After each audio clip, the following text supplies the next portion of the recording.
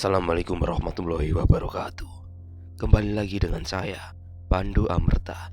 Kali ini saya akan meneruskan cerita yang berjudul Sekamar Kos dengan Dia. Cerita ini ditulis oleh Afrian. Dan yang baru datang di channel ini, jangan lupa untuk mengklik tombol subscribe dan lonceng notifikasinya, biar kalian gak ketinggalan cerita-cerita misteri lainnya. Gimana kelanjutan cerita ini? Langsung saja kita memasuki ceritanya.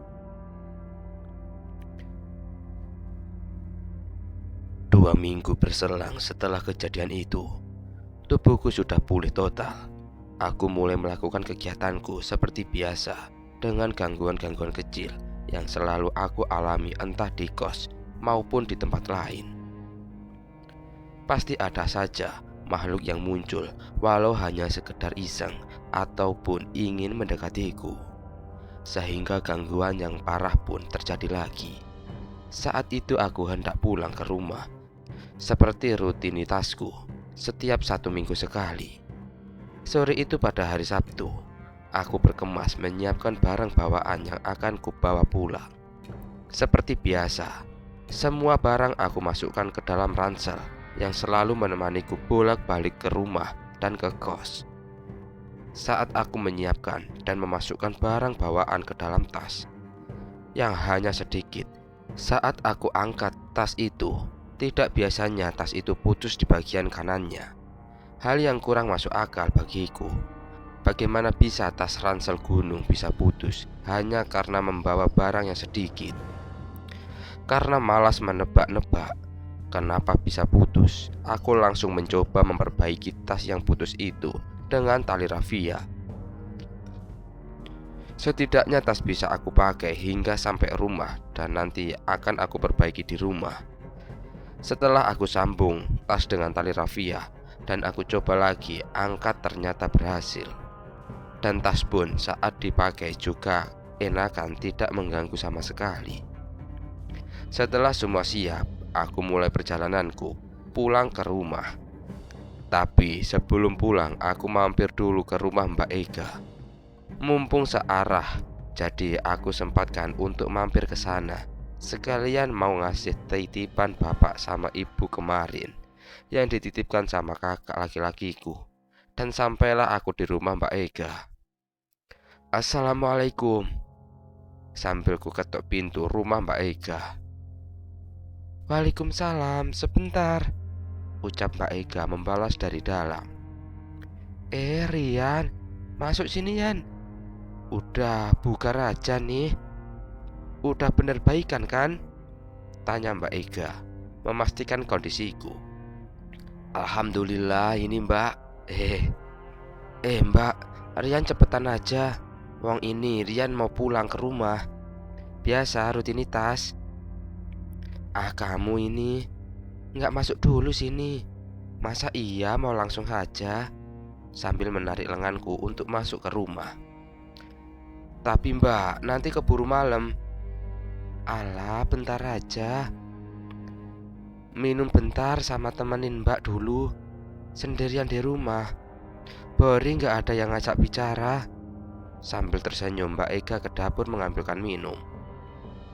Ya udah Mbak, tapi bentaran aja. Takut kemalaman soalnya. Takut ada yang gangguin di jalan. Lah, Mbak Ega kan bisa ngejak ngobrol penunggu rumah ini Mbak. Gak ada yang asik Yan, penunggu rumah ini. Beda sama yang mendampingi kamu. Kalau dia itu asik Yan, bisa diajak bercanda juga. Iya, dia mana kok gak ikut? Oh iya Mbak, dia katanya mau nyusul aja nanti. Entah mau ngapain. Mbak, memang makhluk kayak Sinta di dunianya juga ada urusannya ya? Ya adalah, dia juga hidup kayak kita. Ada hal yang harus dilakukan juga di dunianya. Nggak melulu ngurusin kamu Yan. Ya kirain aja dia diciptakan hanya untukku. Iya Mbak, ini ada titipan dari bapak sama ibu kemarin. Aku sodorkan titipan bapak ibu, yaitu Karika. Ah, kok pakai repot-repot sih? Eh, nggak repot kok mbak. Mbak, Rian pamit sekarang yo. Takutnya kemalaman di jalan. Bentar dulu, baru jam 4 loh. Masa iya mau pulang? Lagian kamu kan kalau naik motor kayak setan, cepet banget. Jadi nggak bakal kemalaman. Sekarang pijetin mbak dulu sini. Kerasa pegel banget, nggak tahu kenapa. Mbak Ega ini ada-ada aja. Enggak mbak, malu. Nanti tante datang malah dikira ngapa-ngapain lagi. Kamu aja yang pikirannya jorok. Buruan, mbak capek banget. Soalnya mungkin karena kegiatan kemarin di kampus. Dan akhirnya aku menuruti kemauan Mbak Ega. Aku sempatkan untuk memijat dulu Mbak Ega. Yang mungkin karena cerita ibu di rumah sakit kemarin, yang bercerita ke orang-orang kalau aku mijetin rasanya enak. Dan pegel pun hilang. Sambil mengobrol-ngobrol sama Mbak Ega, nggak terasa jam udah nunjukin jam 5 kurang seperempat. Aku langsung pamit sama Mbak Ega. Mbak Ega, udah dulu ya mijetnya. Besok kalau Rian kesini lagi, bakal Rian pijet sampai puas deh. Udah, hampir jam 5 ini, takutnya digangguin lagi di jalan. Lah, baru jam 5 juga. Emang kamu pernah digangguin waktu pulang? Kan ada Sinta yang ngelindungin kamu. Ngelindungin apanya? Yang ada dia diem aja dan biarin sosok yang ganggu itu ngikutin di belakang. Mentang-mentang belum ada gangguan fisik, dan dia malah cengengesan lihat aku takut. Hah, memang unik sosok pendampingmu itu, Yan. Nggak kayak yang lain. Biasanya kan serius dan nurutin tuannya. Ini malah suka bercandaan. Ya begitulah mbak, mirip kayak anak kecil dia.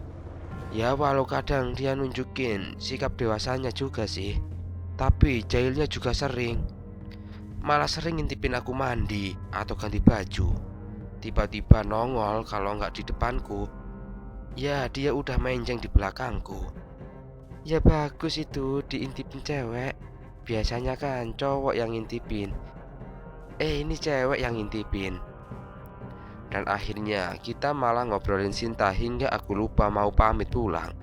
Dan mungkin ada waktu cukup lama sekitar 30 menit.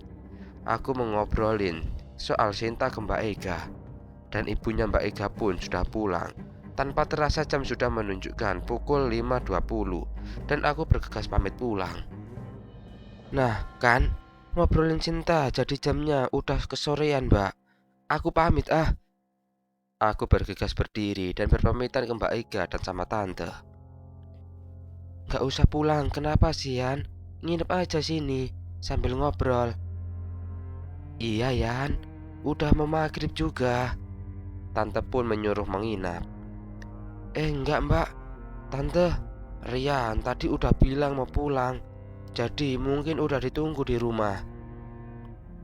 Walah, ya udah kalau mau pulang, hati-hati tapi ya di jalan. Lewat jalan utama aja biar rame. Tante memberi pesan.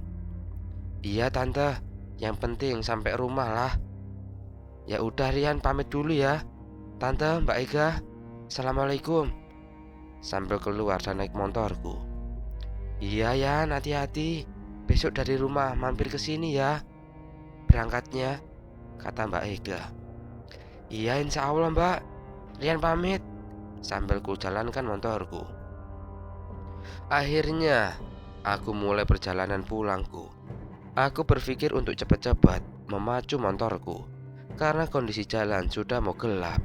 Awal aku menggunakan jalan utama karena pesan dari tante buat lewat jalan yang rame aja. Tapi yang membuat aku berpikir dua kali adalah kalau aku pakai jalan utama pasti akan lama untuk sampai di rumah. Tapi kalau aku lewat jalur alternatif atau jalur terabasan, pasti akan cepat sampai. Tapi jalan pun di sana sepi. Yang aku takutkan akan adanya gangguan. Seperti saat kemarin aku pulang bersama Sinta. Ada permen sugus raksasa. ngikutin dari belakang. Wong sama Sinta aja digangguin, apalagi sendiri. Tapi setelah aku berpikir matang, aku akan melewati jalan terabasan itu untuk mempersingkat waktu. Dan untuk resiko yang aku hadapi akan aku siapkan jurus pamungkas gaspol. Dan katanya Sinta juga akan datang seketika. Aku panggil dia. Ditambah juga aku sudah ada pegangan cincin yang bisa menjadi penangkal gangguan makhluk jahat. Saat aku memasuki jalur terabasan saat ini, tidak seperti kemarin waktu sama Sinta yang jalannya sepi, tapi sekarang agak sedikit rame. Mungkin karena hari Sabtu juga, banyak anak-anak kuliah yang pulang kampung sama sepertiku. Jadi pikiranku agak lega ada barengan untuk pulang.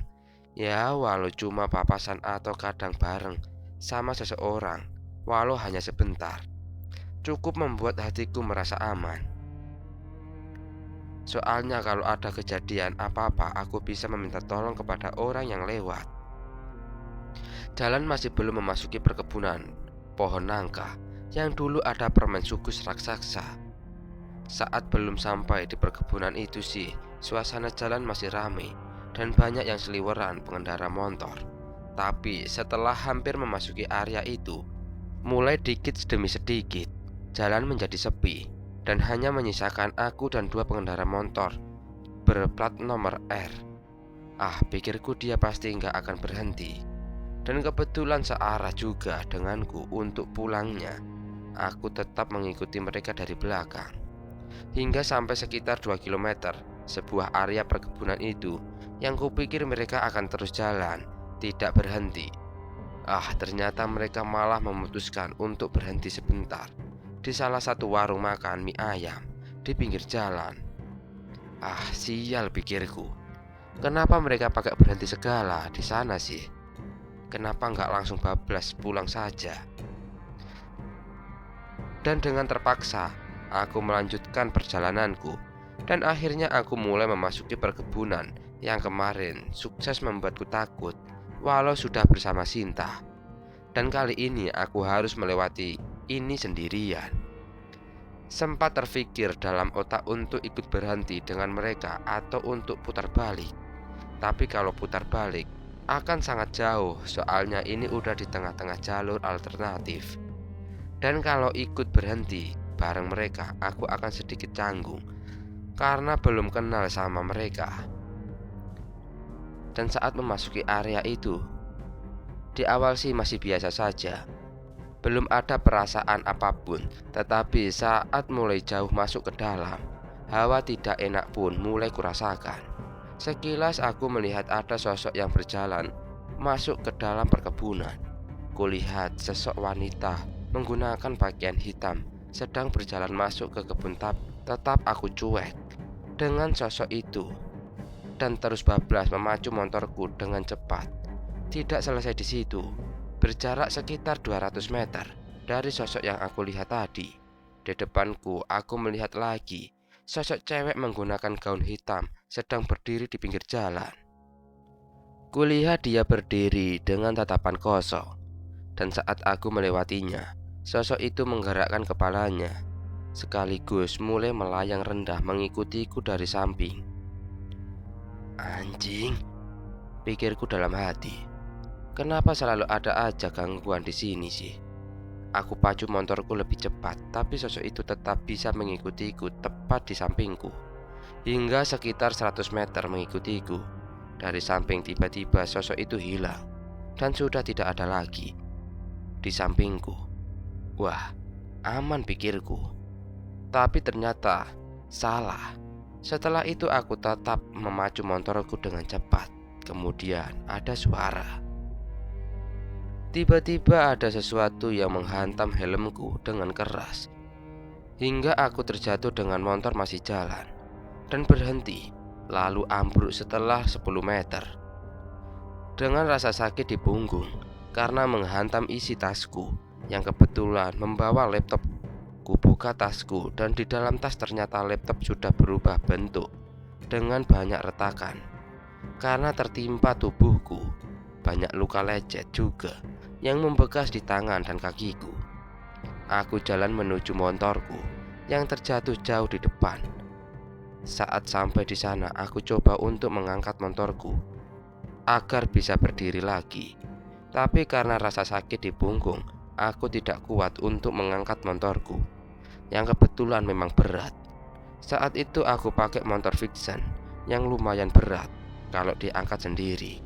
Dan saat aku sedang mencoba mengangkat, aku mendengar suara tawa perempuan.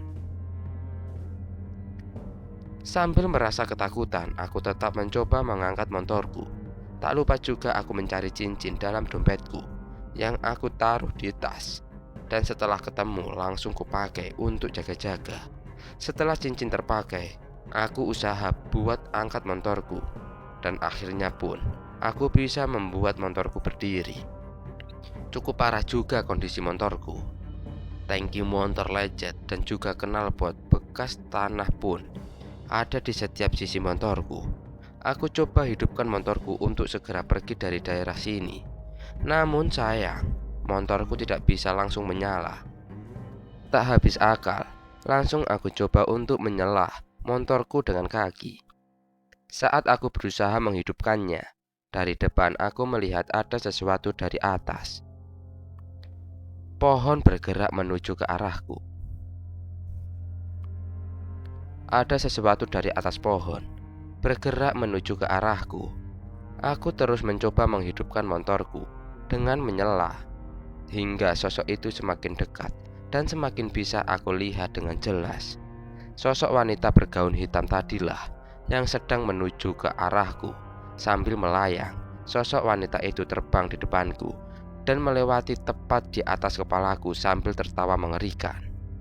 Entah kenapa tiba-tiba cincinku memancarkan cahaya merah tapi redup saat sosok itu mulai melewati atasku. Dan secara ajaib juga, motorku bisa dinyalakan dengan normal. Dan langsung aku tancap gas motorku supaya langsung melesat dari area itu. Segala macam lubang dari yang kecil hingga besar aku terjang saja, hingga sampai ada lubang yang lumayan besar aku lewati. Dan saat itu juga aku merasa motorku jadi agak menurun, seolah ban motor belakangku kempes. Dan cincinku mengeluarkan cahaya yang lebih terang dari yang tadi. Untuk memastikan motorku kempes, aku coba memastikannya. Tapi saat menengok ke kanan belakang untuk melihat ban motorku, ternyata ban tidak kempes sama sekali. Tapi motorku terasa sangat berat seperti ban bocor yang jalannya ke kanan ke kiri.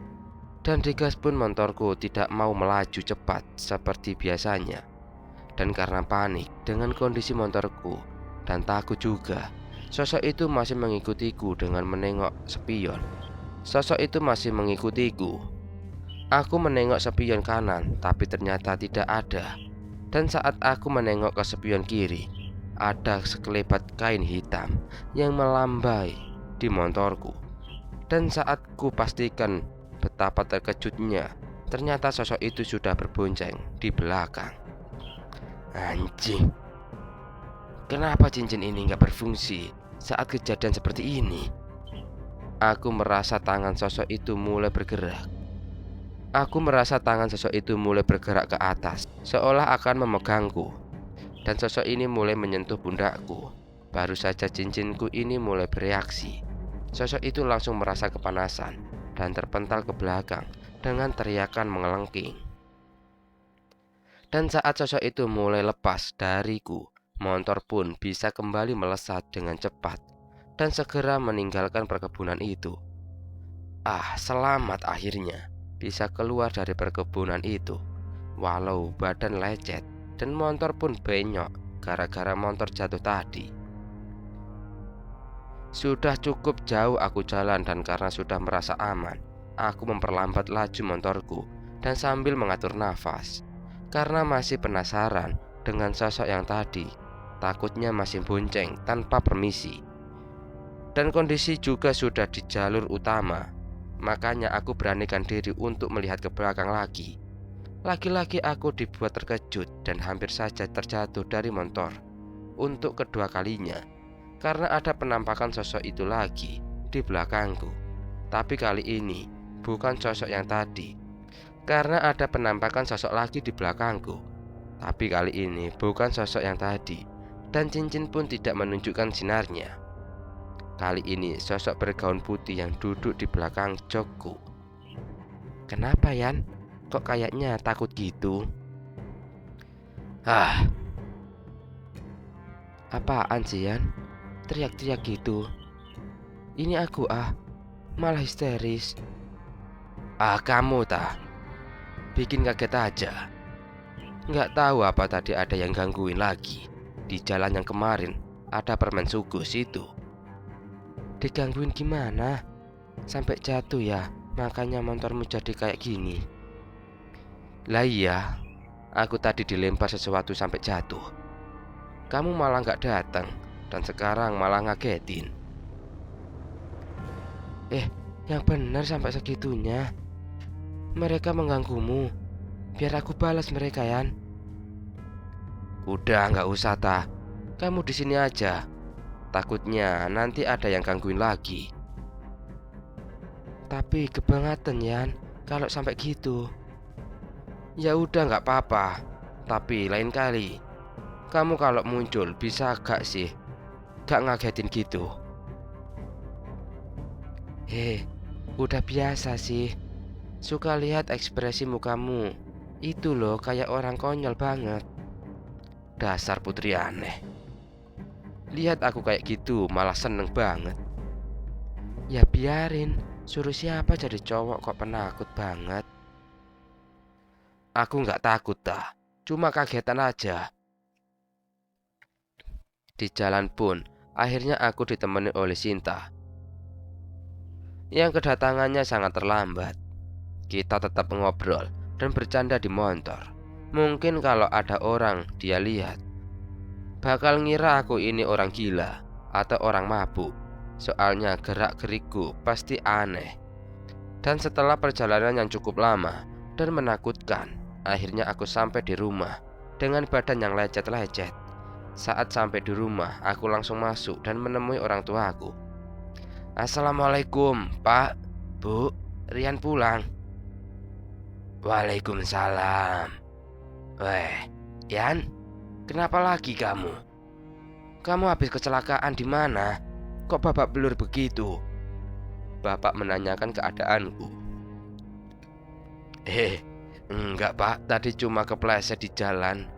Enggak ngelihat ada lubang, jadi jatuh. Makanya Rian, kalau naik motor itu pelan-pelan aja, gak usah ngebut. Yang penting selamat. Imbu ibu. Iya Bu, Rian tahu kok. Tapi tadi beneran gak tahu kalau ada lubang.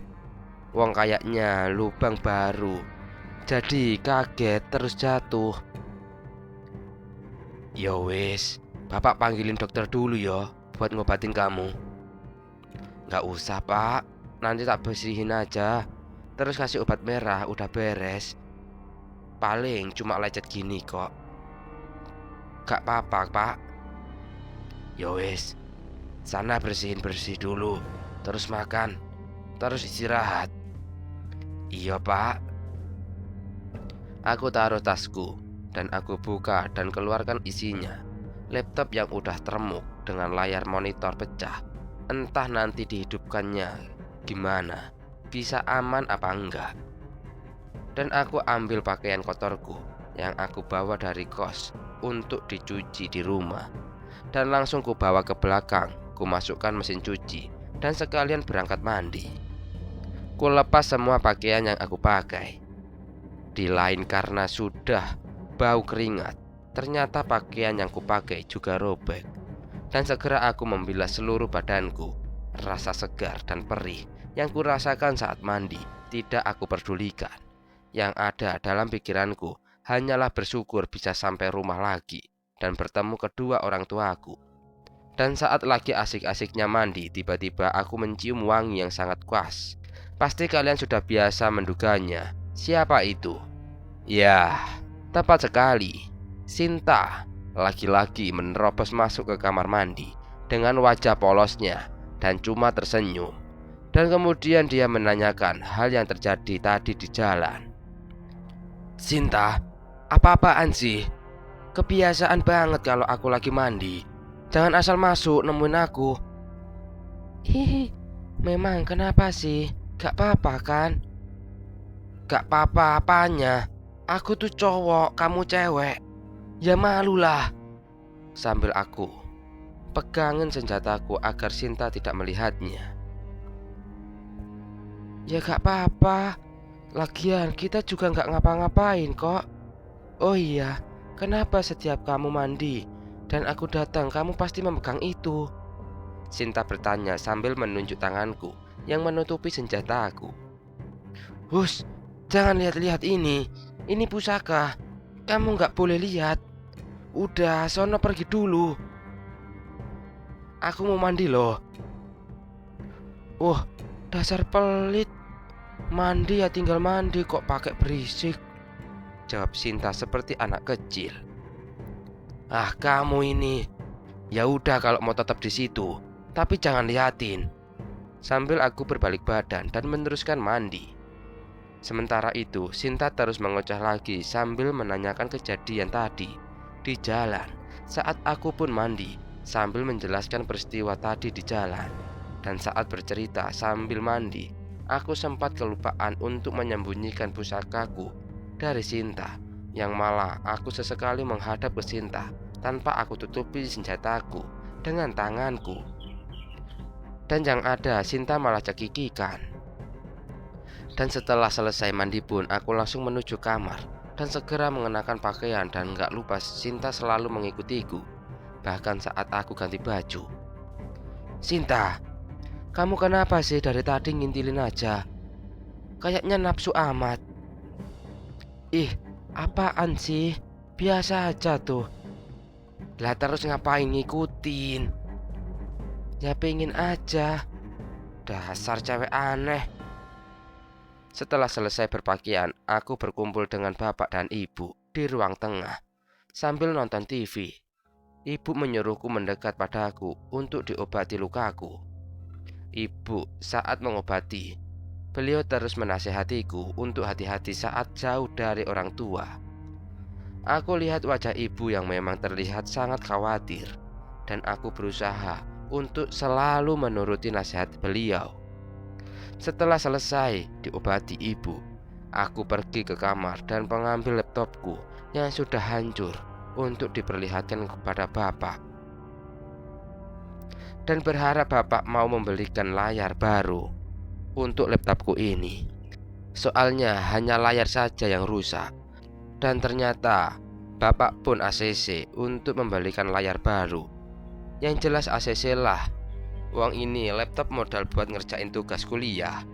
Dan aku langsung diberi uang untuk besok mengganti layar laptop. Kami menghabiskan malam itu dengan mengobrol-ngobrol di ruang tengah. Sesekali bercanda sambil mengingat mendiang nenek yang dulu selalu ada di ruang ini.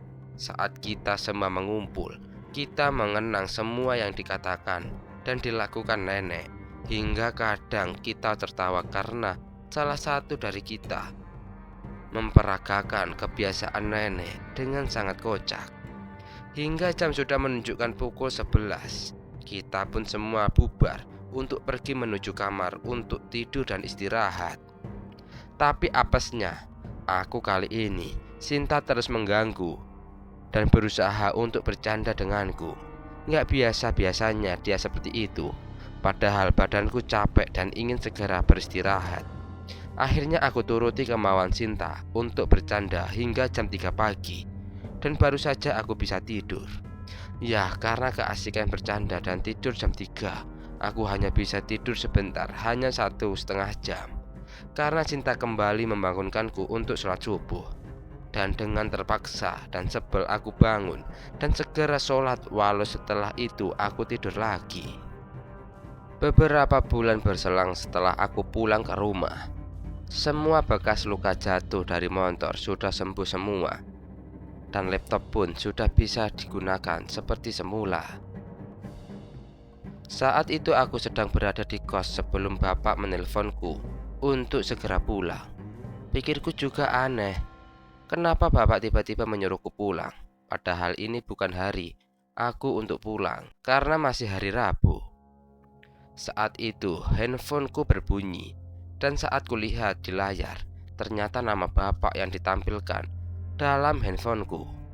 Dan segera aku angkat, soalnya kalau bapak yang telepon pasti itu hal yang penting. Mengingat bapak memang jarang menghubungiku, kecuali ada acara atau sesuatu yang penting dan harus segera dibicarakan. Langsung ku angkat dan ku jawab telepon bapak. "Halo, assalamualaikum Yan. Kamu lagi di mana sekarang?" Suara bapak dari dalam telepon. "Waalaikumsalam pak. Yan di kos pak. Kebetulan lagi nggak ada kelas, jadi nyantai di kos. Gimana pak, ada apa?" "Kamu kalau hari ini atau besok pulang bisa nggak ya?" "Loh pak, kan baru 2 hari lalu Rian berangkat. Masa iya disuruh pulang lagi?" "Ya makanya bapak tanya dulu bisa nggak. Kalau bisa kamu pulang yo." "Memangnya ada apa toh pak? Kok tumben banget?" "Ini Yan, saudaramu sakit. Si Salma, anaknya Bude. Tapi dia minta ketemu sama kamu." Sekedar informasi, Salma ini saudara dari ibuku, atau keponakan dari ibuku. Ya lumayan akrab juga aku sama dia. Setiap dia ada masalah selalu cerita ke aku, dan begitu juga sebaliknya. "Loh, Salma sakit apa pak? Di rumah sakit apa di rumah aja?" "Di rumah aja kok. Ya Yan, kalau bisa kamu pulang. Kasihan dia nyariin kamu. Bapak juga nggak tega ngelihat dia sakit sampai kayak gitu." "Lah memang sakitnya gimana pak?" "Ya udah, besok Rian pulang. Nggak apa-apa kok. Tugas Rian kebetulan udah selesai. Dan nanti tak titipin sama temen aja. Nggak apa-apa." "Ya udah, lihat aja sendiri. Bapak nggak bisa menjelaskan dia sakit apa. Ya udah, gitu dulu aja. Assalamualaikum." "Iya pak, waalaikumsalam." Setelah selesai dengan telepon dari bapak, aku mempersiapkan tugasku yang akan aku titipkan pada Okto. Karena aku saking penasarannya dengan kondisi Salma, aku berniat untuk pulang hari itu juga, supaya besok kalau ada apa-apa, aku sudah ada di sana. Aku lihat dari gaya bapak bicara, pasti penyakit yang sedang dialami Salma tidak biasa atau mungkin sudah parah. Tapi yang aku heran, kenapa dia tidak pernah cerita kepadaku kalau dia memiliki suatu penyakit. Padahal biasanya dia selalu menghubungiku atau memberitahu kalau dia sedang ada masalah. Saat aku sedang beberes, Sinta pun muncul dengan centilnya berjalan dengan sedikit melompat seperti anak kecil. Dia beranjak masuk dari depan kamar ke dalam. "Hai Rian, hihi," gaya centilnya sambil melambaikan tangannya dan mulai masuk kamar. Ada apa cewek centil?" jawabku sambil menyiapkan tugasku. "Ih, cuek banget. Dasar cowok jutek." Dengan gaya biasa mukanya jadi cemberut. Nah, mulai dah cemberut gitu. Aku lagi siap-siap pulang nih ta. Bapak tadi telepon dan menyuruhku untuk pulang tanpa aku tahu alasannya, dan menyuruhku pulang besok tanpa aku tahu alasannya. Jadi daripada penasaran, mending aku pulang aja sekarang. "Loh kok tumben Yan? Memang kenapa? Kan ini bukan jadwalnya untuk kamu pulang." Tiba-tiba mukanya mendekat ke wajahku sambil keheranan. "Ih, jauhin apa mukanya? Enggak deket gini juga tahu. Aku tahu kamu cantik, tapi risih kalau kedeketan. Kan tadi aku udah bilang, aku nggak tahu makanya mau pulang sekarang. Aku takut ada apa-apa." Sambil kujauhkan wajah Sinta dengan tanganku. "Ih, kamu nih, kan aku penasaran makanya gitu." "Ya udah, aku ikut ya."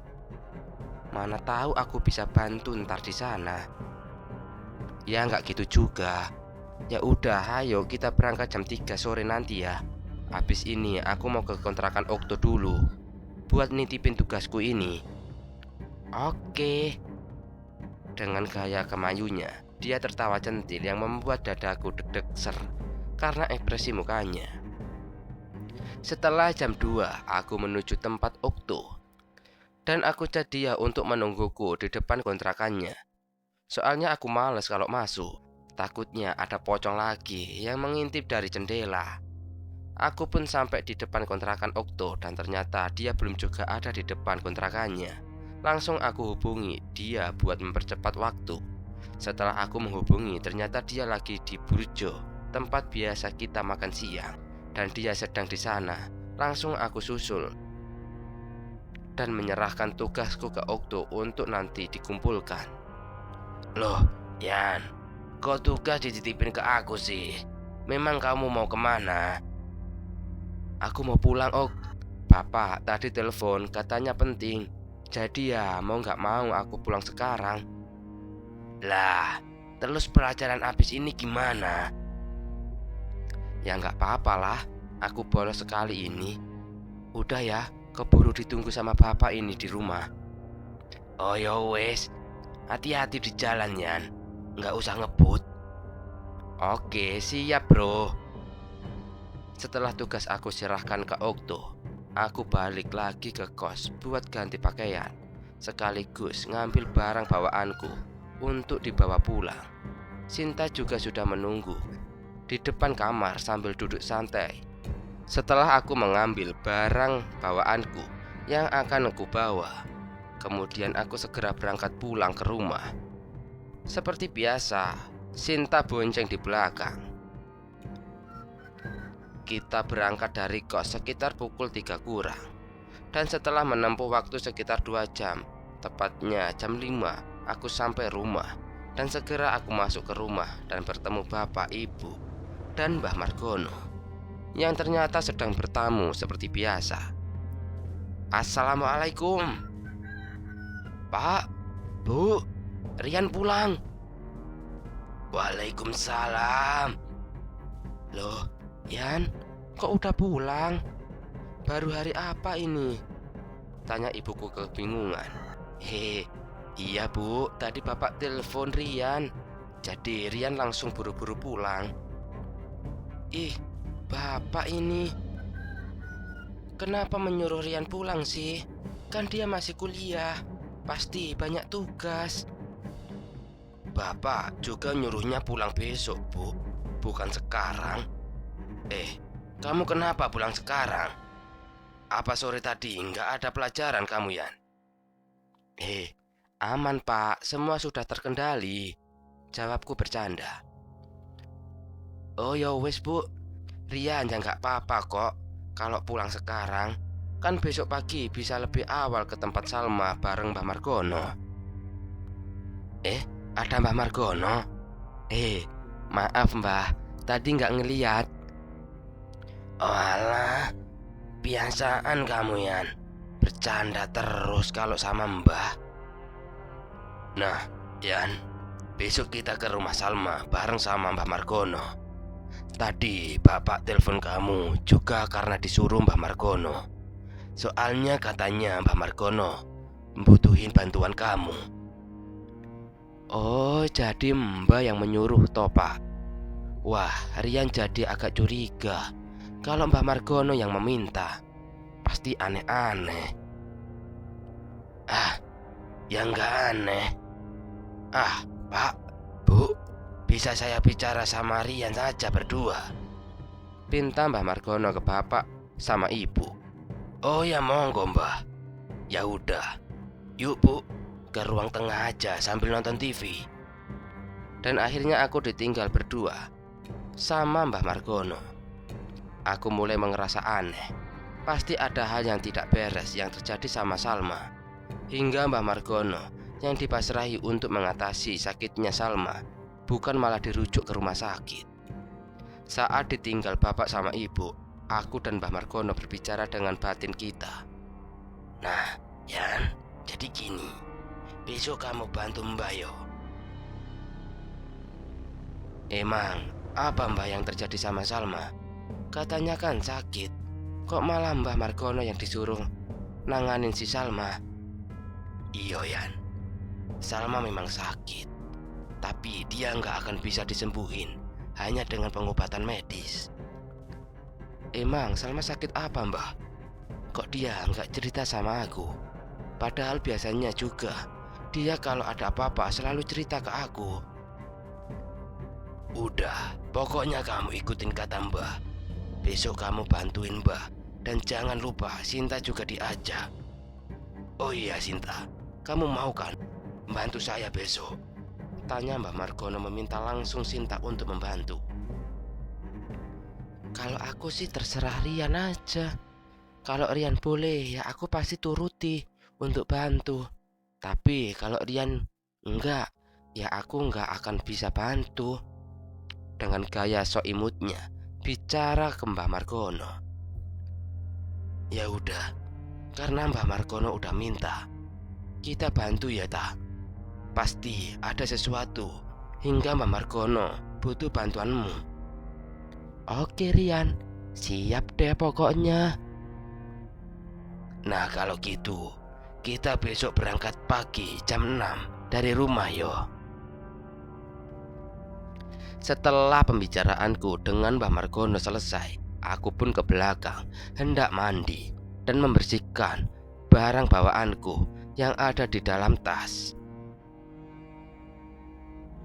Bapak dan ibu pun kembali menemui Mbah Margono dan hanya terheran kenapa bisa tadi hanya diam saja. Dan kemudian aku pergi begitu saja. Tapi pasti setelah itu Mbah Margono pun menjelaskannya kepada bapak dan ibu. Dan setelah mandi, yang pastinya si Sinta ngintilin terus, aku pun pergi ke kamar dan berpakaian untuk selanjutnya menjalankan kewajibanku, yaitu sholat maghrib.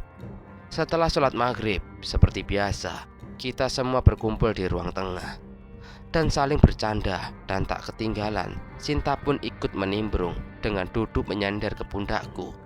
Dan terlihat Mbak Lasmi mondar-mandir mengawasi setiap sudut rumah seperti biasanya.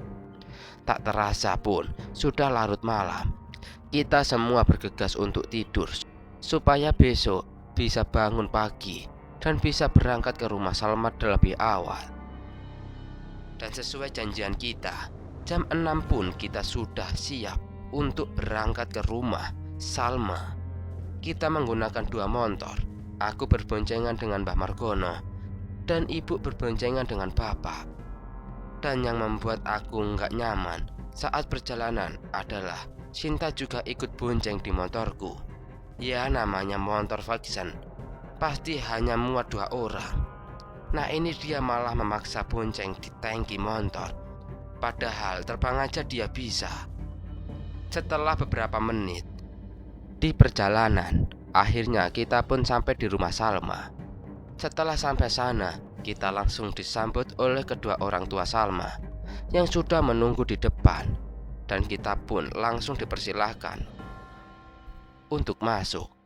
Dan saat aku masuk, aku merasakan hawa yang sangat berbeda dari terakhir aku kesini. Suasana rumah ini seperti dingin, tapi bukan dingin yang membuat hati nyaman. Seolah rumah ini ada hawa negatif yang memenuhi setiap sudut ruangan. Kita pun langsung diantar masuk ke dalam kamar Salma. Sinta yang sejak saat sampai di rumah ini sudah memasang muka serius, tidak seperti biasanya yang santai dan suka bercanda. Ditambah saat kita mulai masuk ke dalam kamar Salma, wajah Sinta berubah total, seolah dia marah dan terkejut. Dan saat aku memasuki kamar Salma, aura negatif itu pun semakin kuat. Dan saat aku melihat Salma yang ada di dalam, betapa terkejutnya. Ternyata kondisi Salma